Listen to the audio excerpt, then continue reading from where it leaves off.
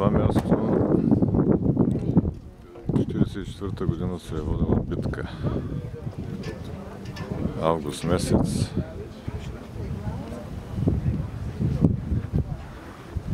Слизат от кораби, бият се с германците и завладяват Прованса, главен град Тулон. Кой се е бил, кой е завладял, не се разхождаме сега. И долу по принцип вземат по 4 евро. Сигурно ги дават на наследниците на загиналите в битките.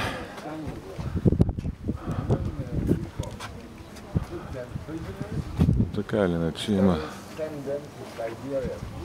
хубава гледка за правене на фото и видео. Тук сме представители на екипажи и гости като мене, на участниците в Tall Ship регата Медитеране 2013 година. Ето тук е на урадийци, сигурно от германците.